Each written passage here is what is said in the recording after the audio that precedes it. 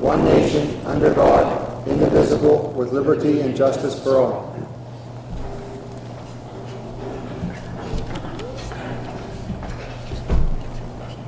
Roll call, please. Mr. Alt? Here.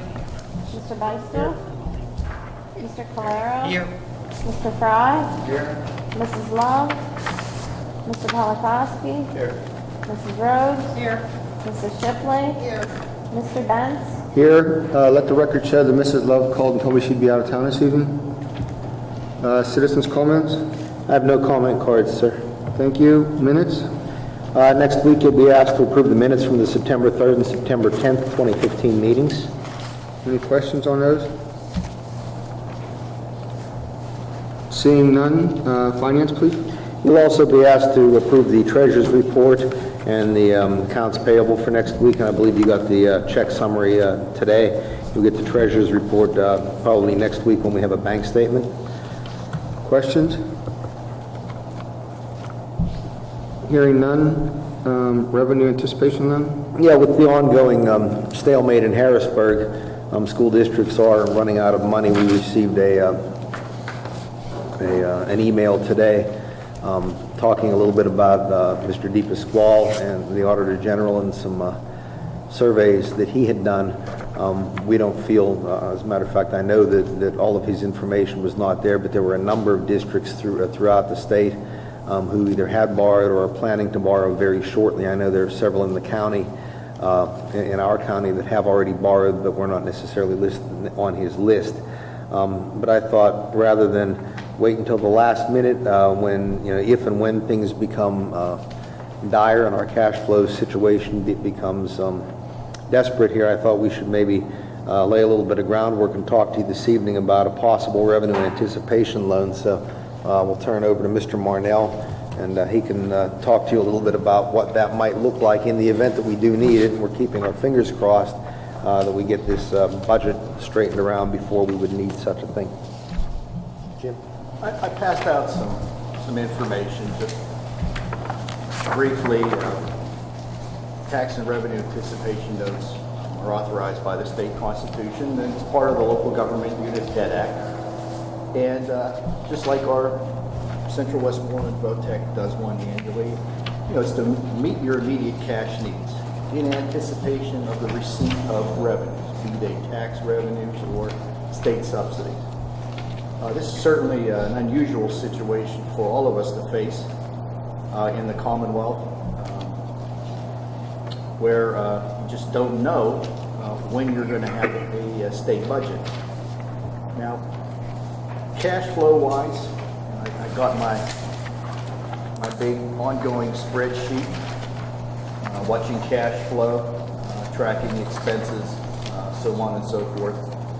And we're good through the holiday season. So there's no immediate need to borrow money. Certainly hope that during this month they can pass a budget and end all this foolishness. But I've also started the preparation, of course, putting my information together for doing a revenue anticipation note and the special calculation sheet that goes along with requesting one. I don't think our district here has done one for many years. I know I haven't done one for probably over 10 years myself. But it's an effective financing tool that can be employed to get you through times when you're short of cash, waiting for those receipts to happen. So I already got discussions going with the solicitor, and I've reached out to some banks. Of course, there have been a number of these revenue anticipation notes done across the Commonwealth. One or two already in this county, several down in Allegheny County. I know Connellsville has done one. So everybody's in their own particular cash flow situation. I don't know what more I can add.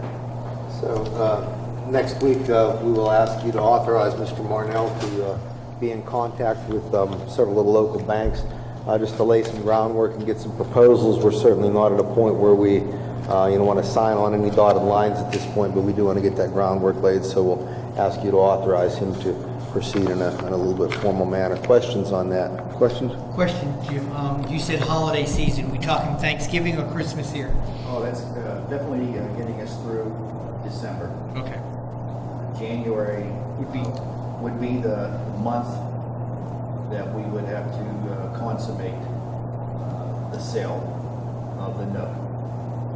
So obviously, if we're into through November, let's say, we're into the first part of December, and they're still debating, put out the formal RFP, schedule the sale for our board meeting in January. Normally, in the past, when I did these, I required the awarding bank to prepare the whole package, all the legal documents. Mr. Matonic knows you'll have to attach an opinion letter to that. He would review the documents. The awarding bank would then, after you approve the resolution to do the note, would submit it to the Department of Community and Economic Development. Once they receive the documents, they'll send back an official receipt that they've approved it, and then the awarding bank can release the funds to us. In the old days, they would give you a check and you deposit it. Now everything's done via wire transfer. It would go right into the general fund account, and we'd be ready to go for the month of February. That's where I see the first deficit hitting. Okay. Is there a charge if, let's say, we got into January, did all of that, and then funds were released from the state? Do the banks have a charge for setting up that loan? Well, there is a charge. They charge an interest rate, which are very low. Right, I realize on the money we borrow. I'm just saying, is there a charge like for early prepayment? No, like a charge to do the paperwork, and yet we don't actually borrow the money. Well, yes. Okay. Yes, there's a filing fee. Okay. With a DCED. Mr. Bertani's cost to append a letter to that document. The interest that would be owed on the time period that you kept the money. I can certainly always structure the documents so that there would be no early prepayment penalty. I mean, again, in the old days, they were done in June. It was one of your final acts when you passed the budget. You sold the note. The board authorized the resolution. The note would become effective July 1, and they had to be paid on or before June 30th by the end of the year. So. Now understand that we're not asking for authorization to proceed with all of those formalities at this point, but this is just to do some preliminary work so that if and when we get to that situation, we'll come back and say, hey board, now's the time we need to set the wheels in motion. So we're not ready to go down that road where it would cost us money at this point. Yeah, I was just looking at the point in time in which, and again, if we're looking at January, even at that point, if we had to do it at that point, there would be some expense. Even if it went that far and we got the money from the state, we'd still have some expenses involved in setting up the loan. Yes. Even if we didn't actually use the money. Right. Okay. You may have advertising costs, and I'm not certain as to whether, since the last time I did one in 84, 85, if they would require an opinion of the note council that the interest on it would be tax-free. That's one of the things that we have to look into as to whether or not that would still be required. I also need to review the timeline with Jim in order to allow for the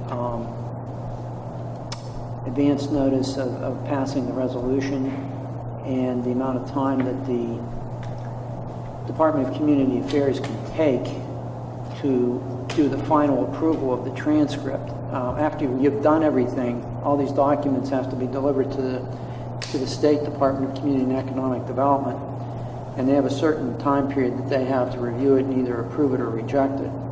So we have to, I was trying to do that tonight before I came, and I'm not 100% confident of it, but I sort of have in the back of my mind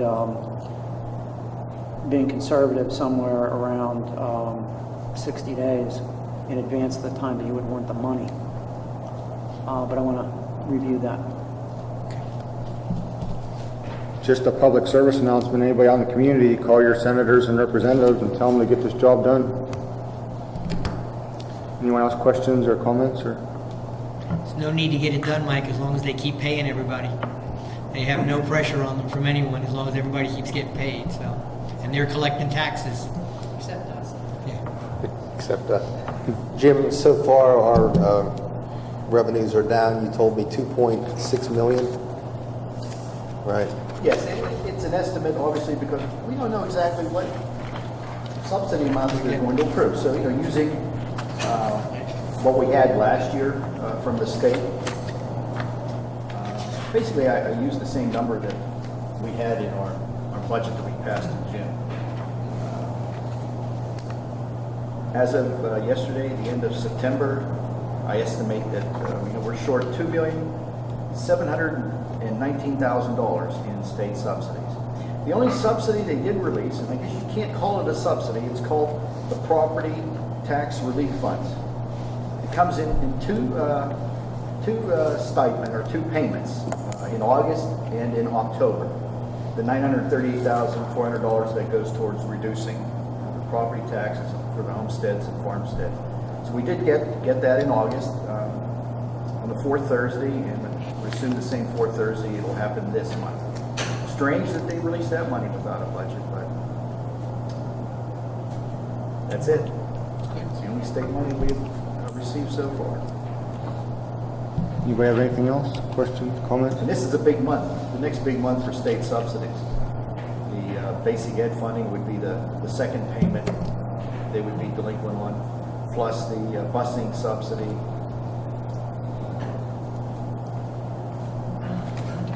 It's aggravating, no doubt about it.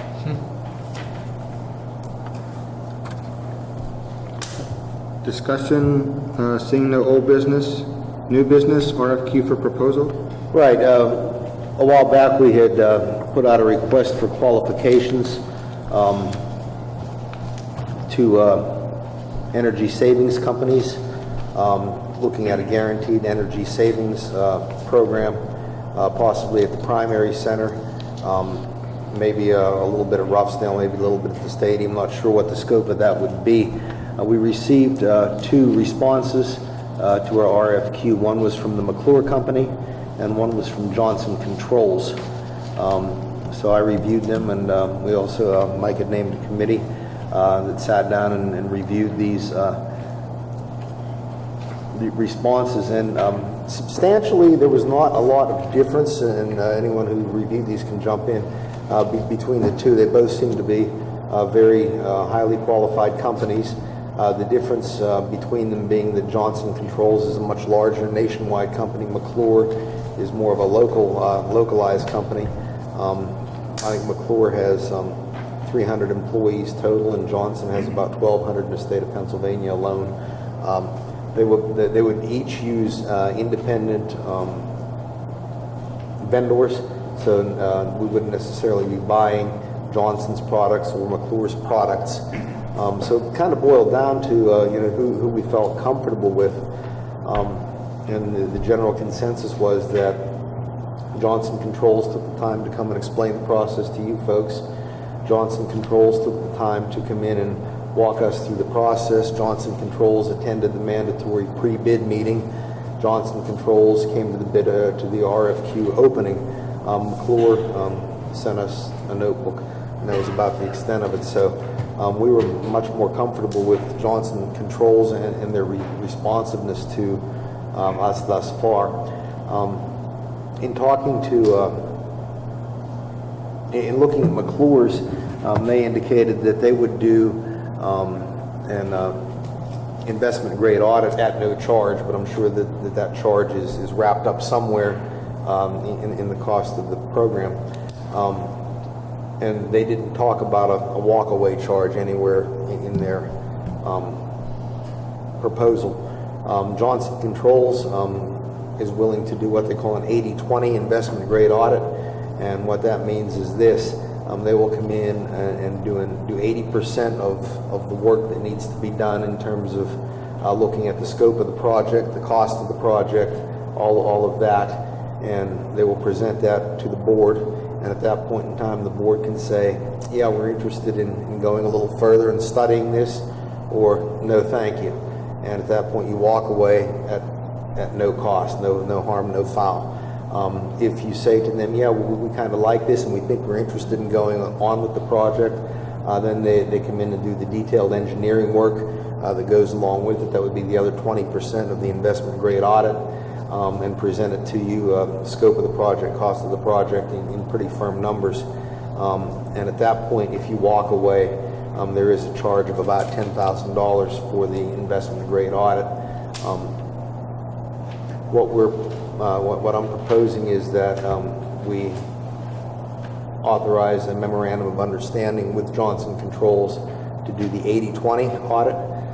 That way we can get a pretty good idea of how much does a boiler cost and how much savings can we expect out of a new boiler. How much is it going to cost to retrofit lighting and how much savings will we get? And we'll get a pretty good idea at no cost. So it's an information gathering tool to give you folks information to make an intelligent decision without spending money on it. So that's the recommendation that I'm coming forth with, and I think folks that looked at the proposals when we had our discussion agreed with that, so we would entertain questions or comments at this time. If I understand right, like the boilers specifically will need to be done within this year, if not next year for sure. Within the next probably 3 to 4 years, Lee, would you say? Yeah. 1982. Yeah, boilers at both elementary schools were put in 1982. Very few parts are even available for them. So when they go down, we're buying boilers. So we can do it one of two ways. We can just go out and buy a boiler, or we can do it through a project such as this. The same with the electrical system at the primary center is pretty lacking. It's pretty weak. We always make a little joke. Anytime somebody wants to run the coffee machine, we have to unplug a coffee pot because it blows the breaker. Maybe not quite that bad, but it is lacking. So at some point in time down the road, as energy needs increase, that building is going to need some work in that regard as well. So this is one way to do it, without having to pay an architect to come in and do all the design work and this and that. So recommendation is that we let them do their 80% of their investment grade audit and see where that takes us and make a decision from there. Bob or Jason, you have anything to add from the meeting? Pretty well sums it up. Question? We'll put that on the agenda for next week then. All right. Eastern Mennonite University agreement. All right, we have an individual who's interested in doing an internship here to earn her school nursing certificate through Eastern Mennonite University, so we would ask that you approve an articulation agreement with them to permit her to be here as a student and an intern. And it's actually our nursing assistant at the primary center. It's Amanda Violma, who would want to earn her school nurse certification. Any questions on that? Seeing none, E-Academy. Yeah, we would ask that you would renew the E-Academy agreement with Westmoreland Intermediate Unit again for 1 year at a cost of $18,000. We are planning to be in additional conversation with the new executive director in terms of some of the things that we would like to see done differently with E-Academy in terms of how our students are serviced. And if that's not going where it needs to go, then we would obviously be looking for a new partner to help to mitigate the cost of cyber schools where students just say, I'm going to wherever, and we have no control over the curriculum and no control over the cost, either one. So for 1 more year, we'd like to work with the IU and see if we can get that to the point where we think it needs to be. Questions or comments on that? Question? On your point there, Jack, about the getting the E-Academy where you want it to be. If we go ahead with this contract and pay the $18,000 throughout the year, you're not satisfied with the way the program is being run. Are we committed for the full year, or can we say we're not happy with this? That's a 1 year membership fee, and that's why I want to go 1 year, not 3. 1 year, okay. Right. So our options for 1 year and 3 years. Oh, okay. Okay. But we'll see. Dr. Conway seems to, he's a good listener, it seems to be at this point in time. So we plan to sit down with him and have some heart-to-heart discussions about, some things that we're not happy with in terms of the philosophy, of how students are taught. Any other questions or comments? Seeing none, Mr. Mashia has an invitation for you. Sorry, I forgot to tell you that. Well, actually, I have a twofold mission. I'd like to thank Mrs. Rose, first of all. She had gone to see a presentation from a fellow by the name of Ron James about making positive life choices. And she placed me in contact with the individual, and I have scheduled 2 presentations for our student body tomorrow, so I would like to invite the board to join us tomorrow. One presentation will be for the 6th and 7th graders. That will be at the 1 o'clock, and then the 8th graders we will have at 2 o'clock. So please, if you are available, I welcome you to join us, and I want to thank Mrs. Rose for appointing me. I do believe this is a powerful statement for our kids to make positive choices in their lives, and hopefully we can address some of the issues that we're facing, bullying and other choices that the students are making that aren't to their benefit. Thank you. Mrs. thank you. That'll be right here in this room. Yeah, well, it'll actually be in the gymnasium. Oh, in the gym? Yeah, Okay, very good. This is not big enough to facilitate 2 classes, but it will be in the gymnasium tomorrow. Good Is enough. there any legalities that we can videotape that for the Scotty channel? I don't know. We'll ask tomorrow. Anything else on the board? Citizens' comments?